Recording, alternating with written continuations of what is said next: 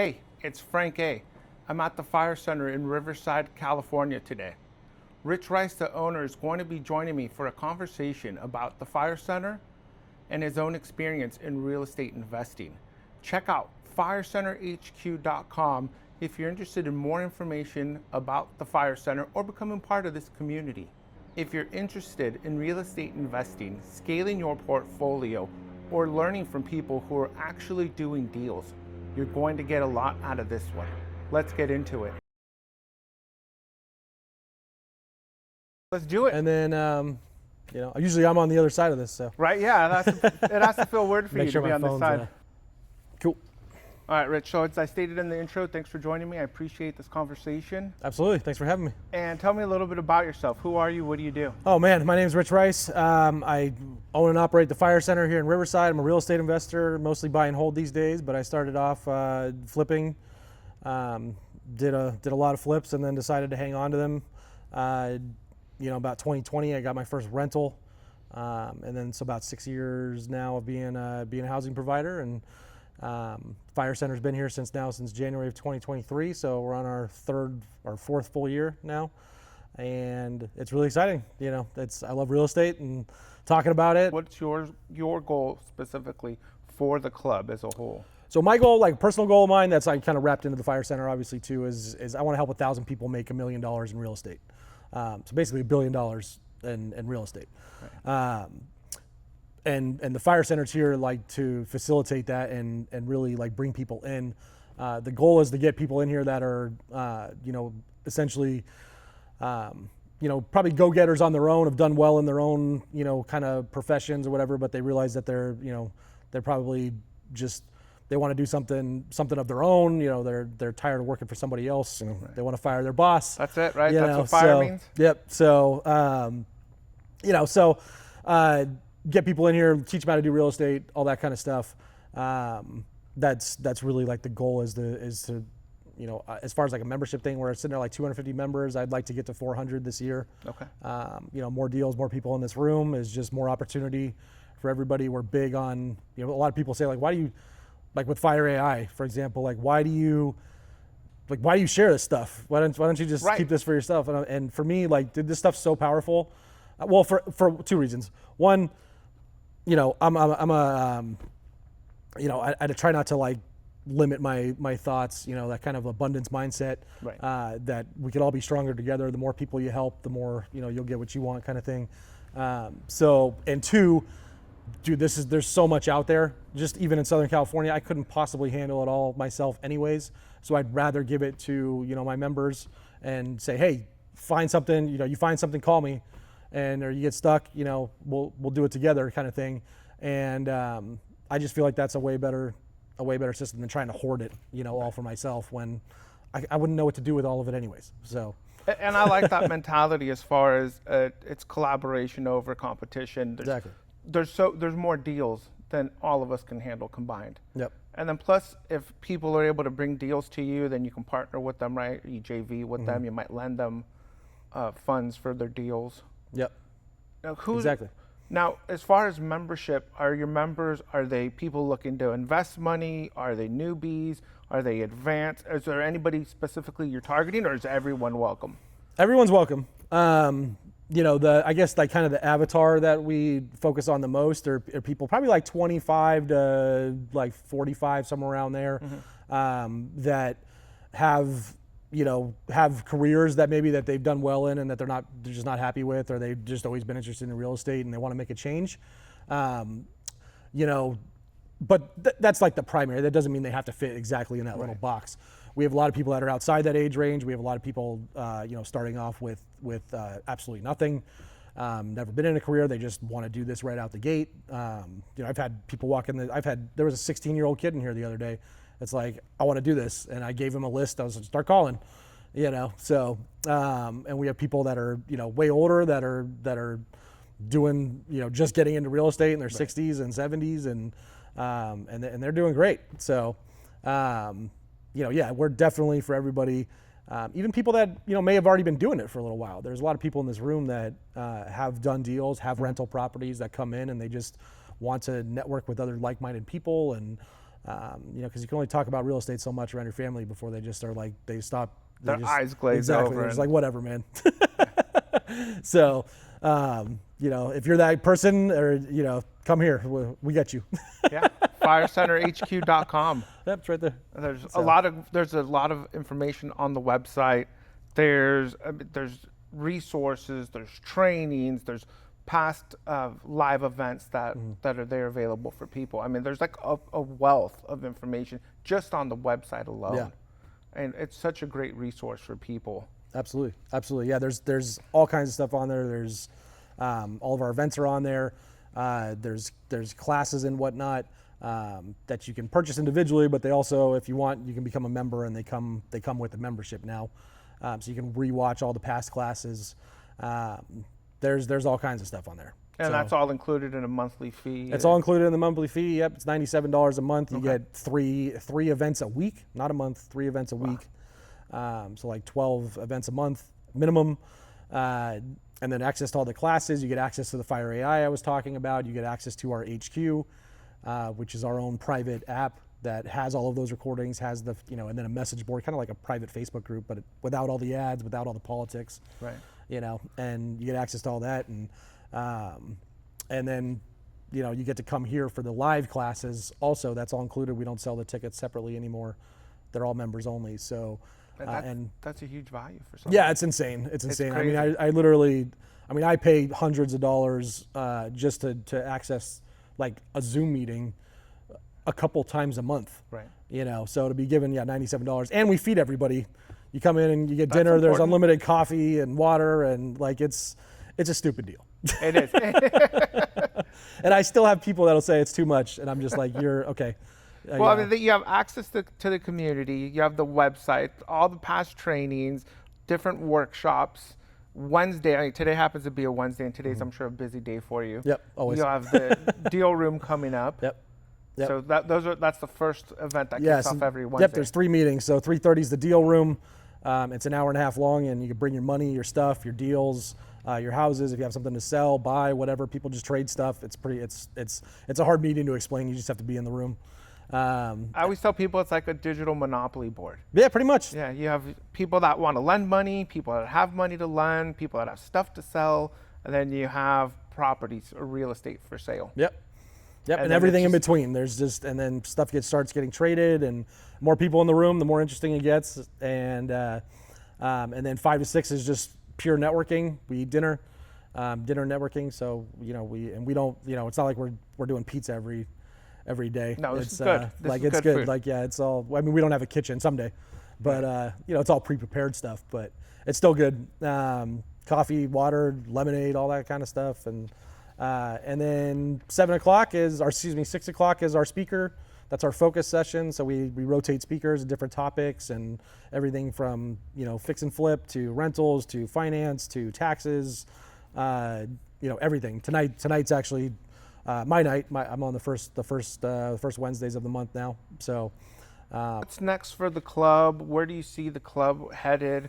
Where do you like to see members? I know you mentioned growth up to 400 people. Mm-hmm. What's your ideal vision for the club over the next couple of years, let's say?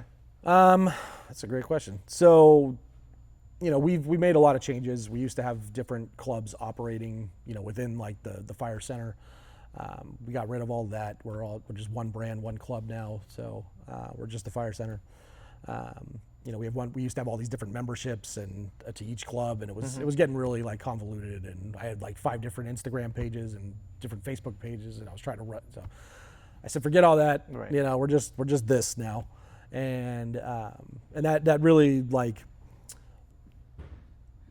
And the reason I did that is I think for investors, it's important to be like focused. You don't have to do everything all at once. You don't have to like do wholesaling and flipping and being an agent and short-term rentals and mid-term rentals and then got all these side businesses and stuff. Like, I think if you focus in and get good at one thing, get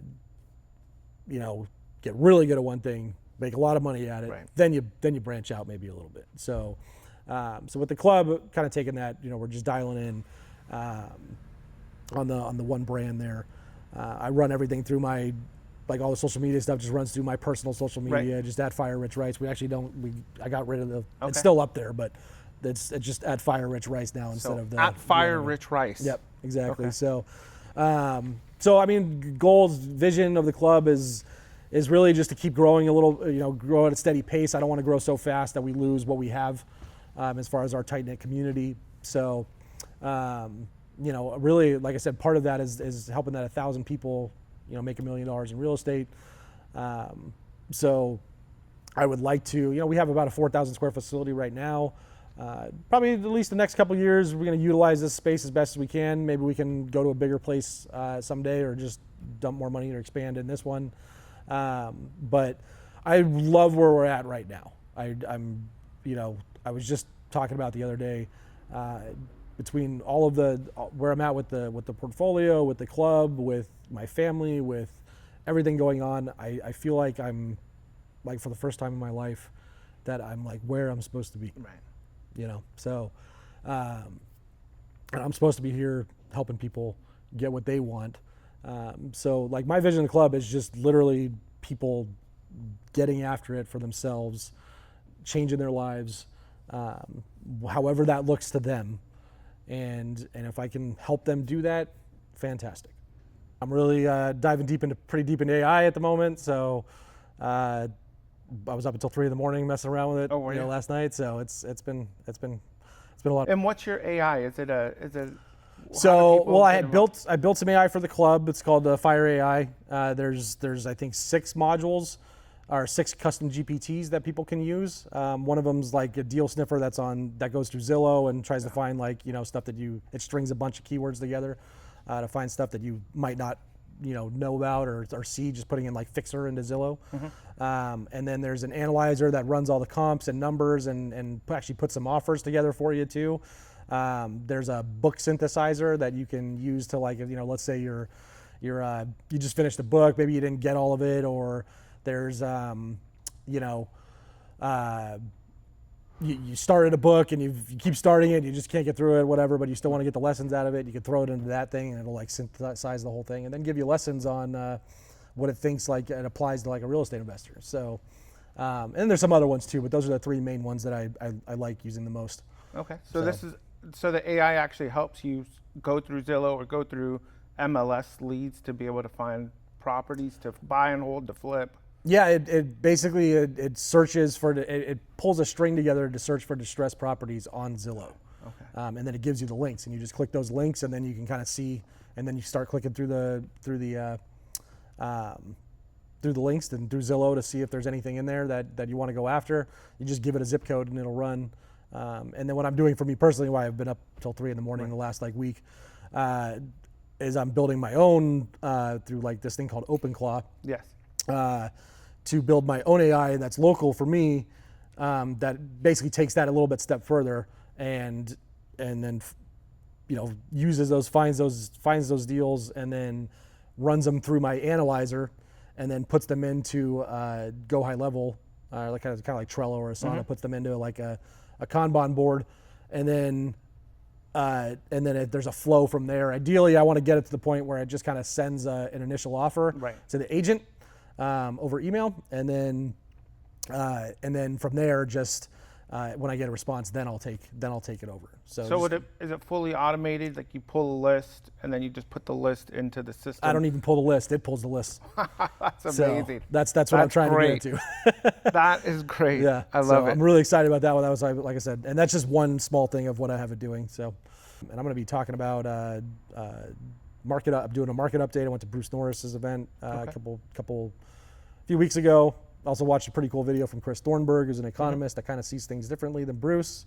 So I'm going to go through that and then talk about the class that I'm teaching at the end of the month, which is all about landlording in California. So okay, that's going to be an interesting topic. It's going to be a fantastic I know that scares class. a lot of people. It does, and most of the time people say that I don't want to do stuff in California because of the landlord laws. We're actually not. I mean, we're not the best, but we're not the worst either. We're kind of middle of the road. They kind of keep adding stuff, so we'll see. Maybe 5 years from now we will be, one of the worst. But there's ways to handle it and do stuff, and and make sure you're in compliance. And it's not that bad. I got systems dialed in to handle most of this stuff. You know, aside from flipping houses, you know, being a housing provider, all the landlord stuff and tenant laws and all that is probably the next thing that I feel the most confident about teaching is how I handle. And I don't even meet my new tenant until they sign the lease. Okay. So that's how I have the systems dialed in. Is it all automated? It's all automated. Everything happens through Zillow, and then they work down a funnel. Right. That by the time they get to them, the time they get to me, they're signing a lease.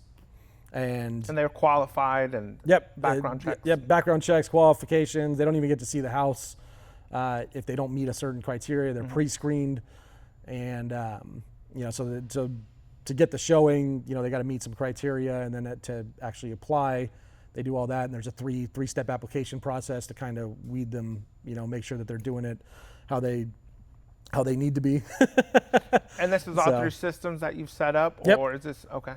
Yep. I use a few different software systems for the showings and stuff. I use Ring cameras and smart locks, so that I have full eyes on everything the whole time. My VA gives them a code to get in the front door. Right. You know, so yeah, it's great. It's great. I have 3 vacancies right now, and it pretty much just runs in the background until I have to sit down and spend about an hour signing the lease, and probably an hour like doing all the paperwork and stuff. So my whole like fingers in it, you know, to get from a vacancy to a filling, you know, somebody moving in is probably about 2 hours of work now. Wow. And that gives you time to focus on other activities. Exactly. Here at the club, Exactly. maybe a meeting with the contractor. I know you were just meeting with the contractor before we met up this morning. Yep. Just the final walkthrough on a new rental that's coming online. So, yeah, it does. It frees up and the reason I got to those systems is because about a year ago, I didn't have the automated showings. Okay.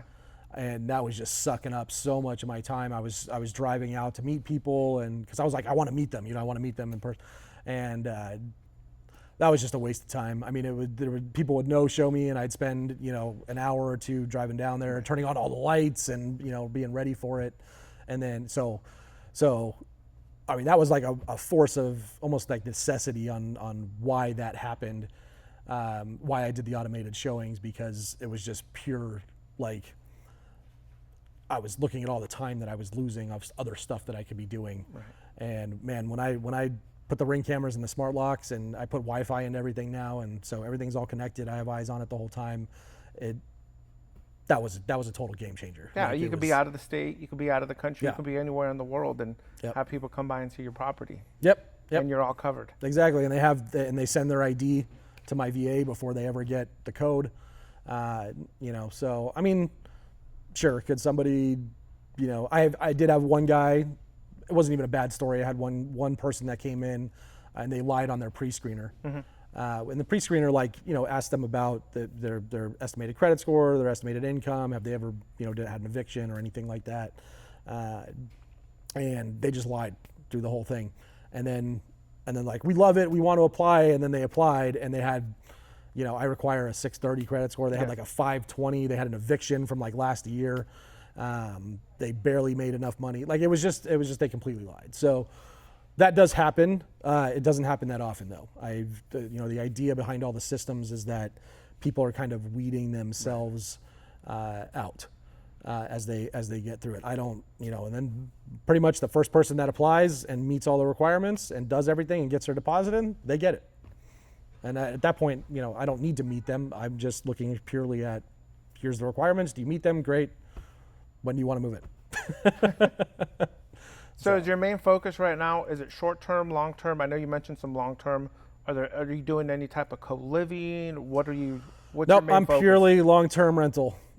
Just the traditional rental. I've dabbled in short-term before. I dabbled in mid-term. I haven't done any co-living, but from the stories I've heard, I'm really not interested. Okay. I've seen people post with how much money they're making on it, and good for them. But that's not for me. My whole thing's peace of mind. I don't want to be getting phone calls about roommates not getting along. And I know you can have a house manager and all that, Right. but I've had multiple people do sober living, assisted living, co-living, you know, all of those, like whatever you call them, shared housing kind Right. of stuff. And it just sounds like a nightmare to me. I do know people that have done it well, and they've made a ton of money off of it. But man, the grind to get it there, and then you just have, you know, you have house managers and all that stuff. And I just feel like you probably build a like kind of a beast of a machine that now you're responsible for paying all these people. Right. And I don't want that. You know, Yeah. I want simplicity. I want peace of mind. I want good, solid tenants that for the most part take care of the house, call me when there's an emergency, or like a major maintenance thing, and then that's it. You know, I did short-term rental for a little while, and you know, I had 13 tenants in a month, you know, of people coming in and out of my house. And I made, you know, probably about $1,000 a month off that. I changed it over to a long-term rental. I had one tenant. I was only cash flowing like $300 a month at that point, but I only had one tenant. I talked to them twice in 18 months. Right. I'll do that all day. And if it takes me 10 more houses to make what, you know, then I get all of the benefits aside from the cash flow of those 10 houses. Right. All the So- appreciation, the depreciation, Exactly. the cost segregation, if you're doing that, I'm sure you are on your Exactly. properties, especially with long-term holds. Yeah. That seems like to be a great play for people, for Yep. investors. Yep. You get all the other benefits of owning that house, even if you're not like it's not just purely cash flow. And you know, also though, I mean, could you imagine the wear and tear on a house with you know, 15 people in it versus a family of 5? Right. So it's, yeah, like I said, it's all simplicity for me, and I'm a big fan, big student of like John Schaub and Pete Fortunato and Mike Cantu, and you know, Mick Blackwell passed away a couple years ago. You know, just of long-term rentals, good houses, good neighborhoods, good tenants, and good systems, and just let it ride. And You that's know. another benefit of being part of the club is you, like you said, you get to see that. So you get to kind of see what other niches people are in, and what you might want to get into, or what you might not want to get into based on their own experiences. So it's good that to have the resources here of other people that are actually doing this. Yeah, absolutely. Yeah, and it's, I mean, we call it the tribe. You know, like build your tribe. At one point, it was our slogan. It's still on the wall somewhere, and you know, you want that tribe of allies of people that can lift you up and help and bounce things off of, and then the idea is like, you know, it's not just a take. Right. You know, it's once you learn this stuff, and there's going to be people coming up behind you, and you know, don't pull the ladder up behind you, like put a hand behind you and pull someone else up, and that's how the whole club's built. You know, I don't really keep any secrets from anybody. If you ask, I'm an open book. You know, when it comes to real estate and all that. So. And what areas are you looking to buy your long-term properties? Are there specific neighborhoods, zip codes? Is it anywhere in Riverside County, or? Yeah, that's a good question. Everyone's got their buy box, right? Right. Where's yours right now? Right now it's everywhere. Wherever you can get it, right? Yeah, I I'm mean, at that point where wherever we can find a deal. yeah, and you have to be like when Right. you're starting out. You know, we did that too. You know, I did stuff up in all the way in like the back end of Apple Yes. Valley, up into Victorville, all the way down to like Hemet and Homeland, and never went out to like Palm Springs or anything like that. But yeah, did some wholesaling in LA, but for the most part, yeah, we just went where we could, and you have to do that when you're starting out. Right. So if there's money to be made, you know, we generally like tried to stay within like an hour drive of the house, which Same here. I mean, in California, that's a pretty big, you know, I mean, an hour, I mean, depending on what time of the day, right? Right. I'm talking about like an hour, a normal, not a rush hour. Yeah, that could be 10 miles. Yeah, exactly. So I generally like stick to a 40-mile radius around the fire center, so around Riverside. That gets me out down to like, I don't want to go to Temecula, but it gets me to like pretty much like Paris and Homeland and some of that stuff, Elsinore, all the way out to like Ontario, and then, you know, like North Orange County, or East Orange County, depending on which way you're looking at the map. You you know, and then up to like Hesperia, Apple Valley kind of way. So just like a big circle. Okay. My main markets, I do a lot in the mountains, up in Crestline, pretty much Crestline to Lake Arrowhead to Running Springs. That kind of like, I don't go into Big Bear or anything like that. So that like, you know, anything in between there, Crestline to Running Springs. I really like that pocket. Definitely like Crestline a lot.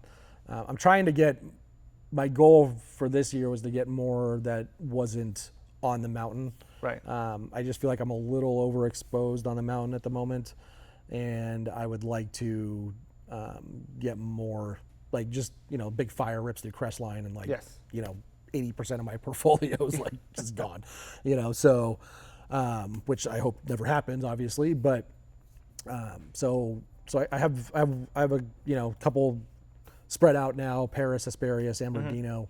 I'm just kind of, you know, I kind of let the first few, I wanted a couple more farms, you know, of like little pockets of rentals. And I think just kind of the deal flow is guiding me to that a little bit.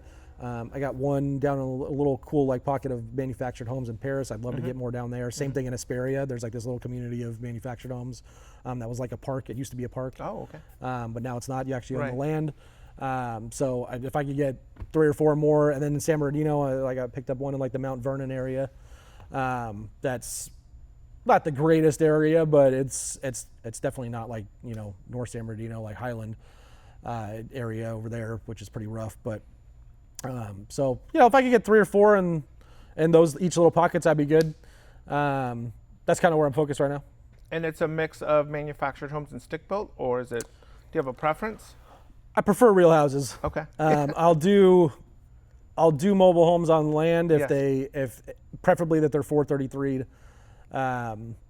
You know, would I do it without a 433? You know, it's harder. Yes. It's harder to get financing for those.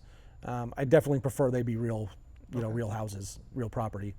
But you know, I'll do it. The thing with the manufactured homes, you can get them cheap and they cash flow well. But they're higher maintenance. They don't appreciate as well. Right. The financing's harder. So, you know, but overall, yeah, I'm you know, if there was more in that neighborhood, I would pick it up. So how are you getting deals today? Mostly these days, it's mostly by referral. Okay. I hardly do any outreach marketing anymore. The 3 houses I just bought in the last month, all came from, 2 of them came from members of this club. One of them, which ones am I talking about? One of them was from an agent. Okay. So one of them was from an agent that just I know personally, and the other 2 were from club members. So, and then you know, I paid a $10,000 wholesale fee for one of them, a $5,000 wholesale fee to the other one, and then the agent, obviously, the one that brought me the agent, she got a commission out of it. Right. I would have let her double ended, but she didn't want to. Okay. So she brought me the deal. Then I had Caitlin, you know, my partner Caitlin, write up the offer, and then she got a commission out of it, and didn't really have to do a whole heck of a lot. So that was nice. And yeah, so I mean, yeah, it's pretty much all. Once you get to, you know, once you do this for a few years and you build a reputation and you network around and you meet people and you do what you say you're going to do, and people know that you're a man of your word kind of thing, right. And that you can react quick. You know, the one in San Bernardino we closed in 10 days. Really?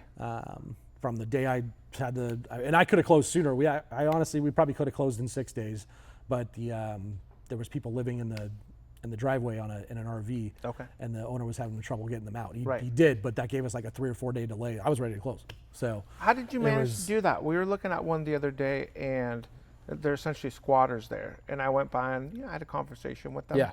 But it doesn't seem like they were going to be apt or wanting to leave so soon. That's a little different situation. That's a good question. This was the people were willing to leave. Okay. They were family members of the owner, and they had known for a while that this was coming. So it was just, you know, they didn't have any money to actually get out. So we fronted a little bit of money out of us. You know, like, I mean, he paid me back in escrow, but we gave him like, you know, $1,000 to help get them out and get them moving on. So that was they were willing, and that's easy. When there's a squatter in there, or somebody that doesn't want to leave, then it's a cash for keys, conversation, and and it usually works out. I mean, most people, you say, hey, I'll give you $500, $1,000, $1,500, $2,000, whatever it takes. In the grand scheme of things, it's if you're getting a good deal, paying a couple $1,000s to get somebody out and get a vacant property instead of squatters is always worth it. I like what you just said. You said that you give them, or you worked it into the escrow, or you took out any money that you lent them up front, and that just gets deducted from the price of the home. Yep. That's genius. Yep. That's something I hadn't thought of doing. So before I gave him the cash, I had him sign a paper that said I'm giving you $700 for we did it in a couple rounds. So you're giving him, we'll just say 1,000, giving him $1,000. Before I give you this cash, you're going to sign this form that I'm going to give it to escrow, and then escrow as instructing escrow to basically, we agreed on, let's just say $200,000 for the house. Well, now it's $100,000, $199,000. Okay. And then escrow will make that change in the escrow documents. Could we do that with the squatters too? I guess it just depends. Usually, it depends on who's paying for it. Okay. So generally, when I'm having this conversation with the owner, it's coming out of the owner's side. Right. So yes, you could do that. Okay. I mean, you could have the owner sign that like that. and say that, hey, I've agreed to get them out. Generally, the owner is going to work with you because they want the money from selling the house, right? So that's their incentive. So typically, if you work out a cash for keys deal with the tenants or squatters or whoever it is, it's generally coming out of the owner's side. Or you can offer to split it with the owner, or if the owner really isn't willing and you really want the house, I mean, you can do it out of your own too. But I generally that's something you would want to approach. That's part of your pre-closing and stuff when you're dealing with when you're talking to the seller. Yes. It's all right, well, we're good on price, but let's talk about the squatters now, or the tenants or whoever, and what we're going to do there. If they don't want to help in any way to get that person out, they're like, no, you get them out, kind of thing. Well, then work that into your offer. Okay. So, but I would generally like to do it, above board and, not above board, but I always do it all above board. But I would generally like the owner to be like, hey man, okay, here's the deal. I talked to them. It's a lot of times, you'll try and you'll get them for $1,000, and then the day they're supposed to leave, they're like, no, I want 2,000. Right. Yeah. So you do what you got to do to. It is recording, right? It is. Yeah. I had a whole setup in there in that room, before, and I actually just took it all down because I stopped doing my own, but and then I got it all up in my house now. Now it's my. Anyways, I'm home more than I'm down here. I mean, that's the key. So, I mean, you do all of this now so you could spend time with the family, exactly. Especially that you have little ones now. Exactly. And now I'm finding that I'm probably gonna, for my YouTube channel and all that, I'm probably gonna. There's the content out in the field, and then I'm not gonna come down here just to record all the way down to Riverside from Lake Arrowhead. I'm gonna just record it up there. So absolutely, because I do want to spend more time with my kids. I want to spend more time golfing. You got to enjoy life at some point. Yeah, I don't want to be just balls to the wall every day. But I do like having projects. I do like being busy. But I want that. I don't want to be doing busy work. I want to be doing, meaningful work and moving the needle forward and helping people move the needle forward.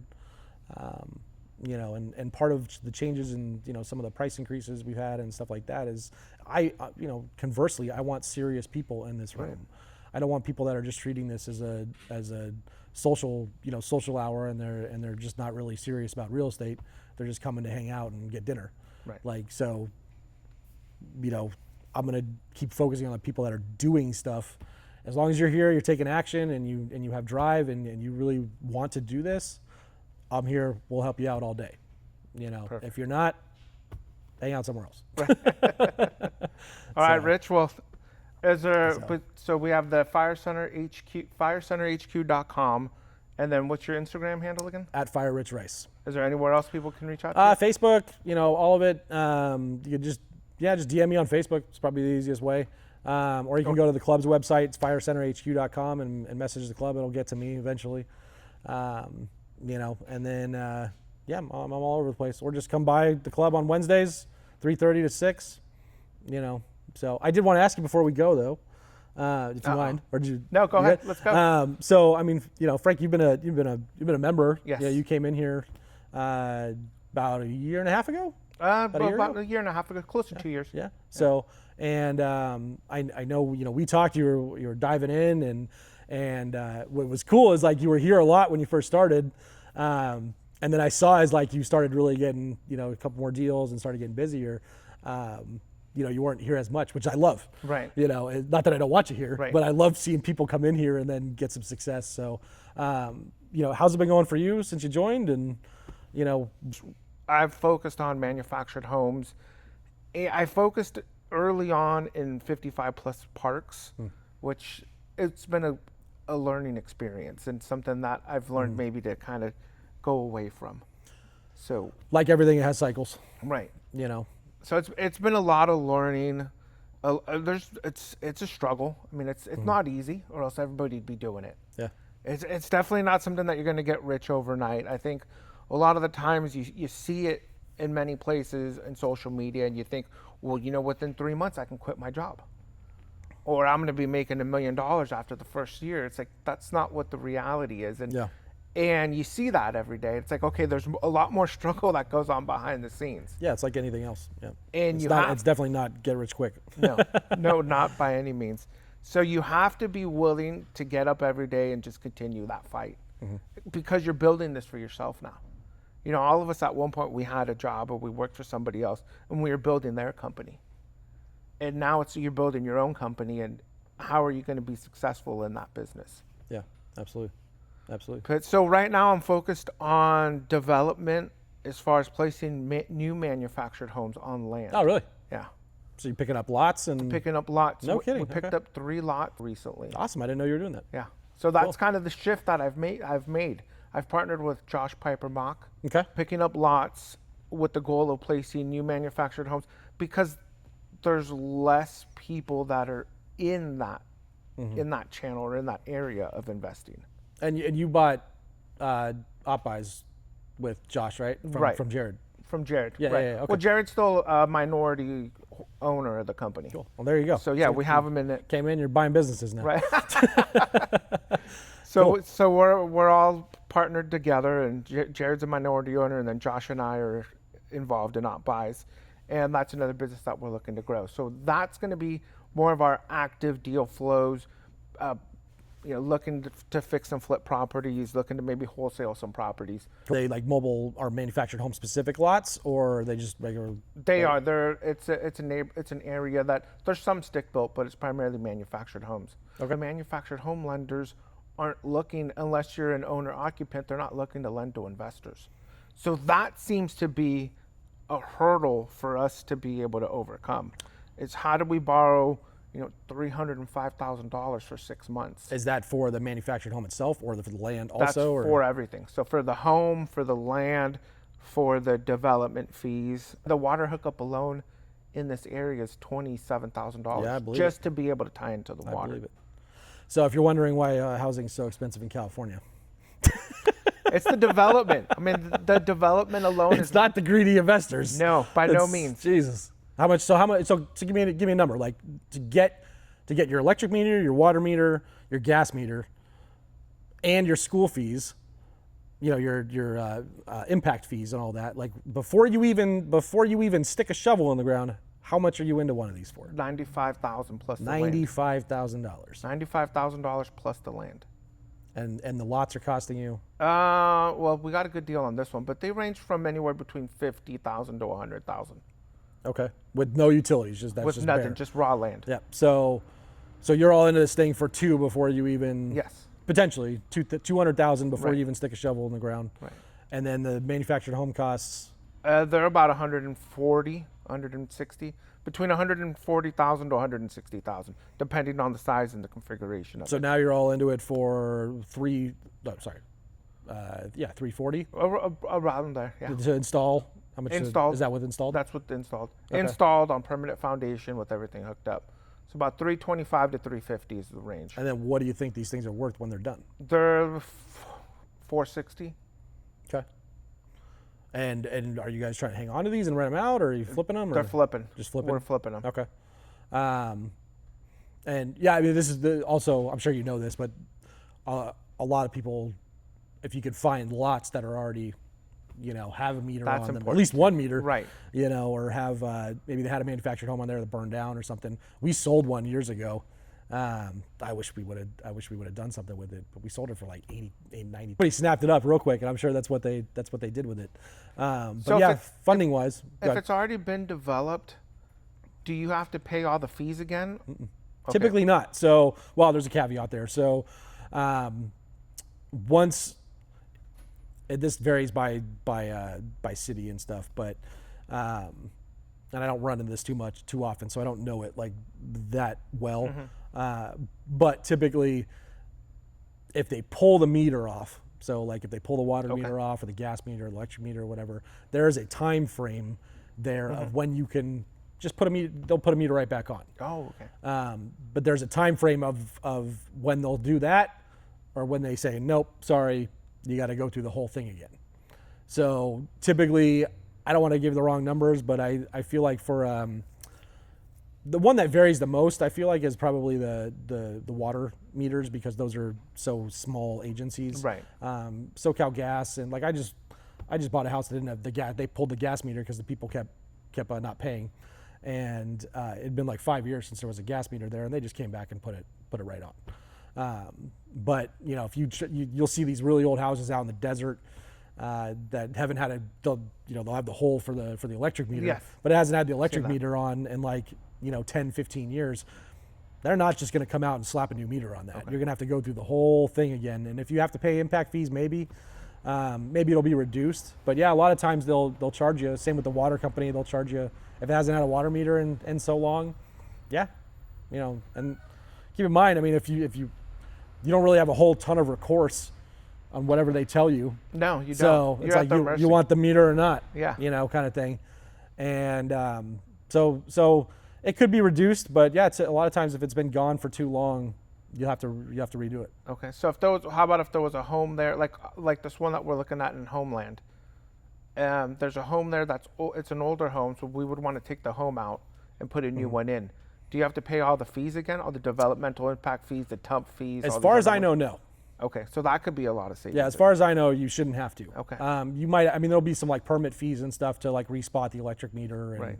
and do all that. But as far as I know, no, you would not have to pay all the unless the one caveat to that would be they might, like if you had a lot of the sewer impact fees. Right. If it is sewer, if it's septic, then you might have to upgrade the septic system. But depending on how big you go, so if it's a one bath, for sewer impact fees, it's all based on bathrooms. Okay. They don't really care about kitchens and all that. So like if it's already a one bathroom, and you put another one bathroom on it, you shouldn't have a problem. If you go to put a 3 bathroom on it, yeah, you'll probably have to pay impact fees for the additional bathrooms. Okay. And the school fees, you won't have to pay school if it's already a pre-existing manufactured home? That's probably going to vary by municipality, Okay. kind of thing, or by county, and it's kind of a similar thing. So I would imagine if you I haven't actually done it. I know about impact fees from Right. like other Okay. stuff. I haven't swapped one mobile home for another one. Okay. But I would imagine same thing applies if you're going to have if it's a single wide and you're going to put a triple wide, yeah, you might have some impact fee difference on school fees. Okay. So, but you shouldn't have to repay for what's there. Right. You probably pay the difference. Okay. But you want to make sure you talk to somebody before you assume. Right. But like for like, yeah, you shouldn't have to pay anything. You might have some permit fees. Okay. But impact fees should be all the same. Well, But yeah, that if you shouldn't be too go bad a massive, anytime you go and that's the same thing. If like you develop, if you have a little 1,000 square foot house and you go and put you want to remodel it to a 3,000 square foot house, yeah, they'll charge you the impact fees for the bigger square footage. So yeah, bigger bathrooms. that's the pivot that we're making in the business this year, is just trying to tackle affordability and especially with new homes. And you see new homes being built everywhere, and they're $700,000, $800,000, up to $1 million for a 3-bedroom, 2-bath nowadays. Yep. So if we can get a 3-bedroom, 2-bath manufactured home for half of that, I figured there'd be a lot of people that'd be interested. Yeah. Especially with VA, FHA, conventional financing once it's on permanent foundation. Yep. Yeah. No, I think absolutely. If you can, you can 10, 20% under what a real house. No, they are real houses, Right. but a stick-built house, would cost. Yeah, there might be a market there. Proof of concept. Make sure you document all of it so that you can put a plan together and then start, kind of shopping it around as far as, that first one's going to be the toughest. That's it. And then maybe you bring in, a partner on one of those and just proof of concept it. Maybe you don't make a whole heck of a lot off that first one, but like I said, you have the proof of concept. Now you know all the numbers. Now you've got the track record. Hey, we did this. We want to do 10 more. Right. You're right, because I'll have that proof of concept of my own. Yeah. So then now I can present that to investors and show them, like, here's what we put into it. Here's what your return's going to be. Here's what we're going to sell it. My partnerships or JVs and all that, I always want like 100% control, Okay. just in case. Put it right in there. Okay. Hey, we're 50-50 on profit, or we're 35, 65, whatever it is on profit. But decision making, like, I'm doing one with a club member right now where, we're doing a 50-50 on all profit, all expenses, all that kind of stuff. But my deal, or my one caveat of getting in the deal with her, and doing a JV, and this is what I do in all my JVs and stuff like that, is that if, like, we're gonna talk, okay, like we'll talk about paint colors, we'll talk about whatever, but like if one of us, if we're just something like we're just not agreeing on, one of us needs an override, and that override I feel like should go to the senior person, Right. Of whatever. So like generally with this stuff, the harder it is and the better you can figure it out, that's part of your advantage. That's it. So That's it. like flipping and doing rentals and stuff in the mountains is hard, but I've figured it out. Right. So, and it does well. But so if you could, find this little niche of yours, that'd be great. What's the turn like? How long is it taking to do one of these? It's 4 to 6 months realistically To purchase and then get to do everything and be ready and sell? Or? Yes, to be ready. It's not bad. Yeah, you talk to any remodel contractor, and I don't think I've ever met one that said like they wouldn't rather just build a house from scratch. Yeah. From the ground up, brand new, Right. than have to deal with all the gremlins of an old house. So, yeah, for sure. So, well, that's cool, man. Yeah, we'll I'm glad you're doing it. I want to hear how it goes, and good luck, and I hope you make a lot of money, and then do more of them if I can help, or get in there at all. Let me know. When you've done a few, I want to get you on stage and Absolutely. tell people how you did it, and Okay. and because trust me, I know back to that thing of like, well, I found my niche. I don't want to tell anybody about it. You get 200 eyes out there looking for. I mean, realistically, you tell 200 people about it, 10 of them are actually going to do something with it. Mm-hmm. And you got 10 people out there looking for lots now. Guess who they're calling when they think they found something, and Right. they're calling you. Okay. So, yeah, look forward to hearing it. Excellent. So, Perfect. cool. Thanks, Cool, Rich. cool. Yeah, no problem, man. It's great to appreciate you having me on, and it was fun. Thanks. If this was helpful to you, subscribe, comment below, and reach out to Rich at the Fire Center HQ, or come on down here into Riverside. We'll see you. Thanks. All right. Thanks.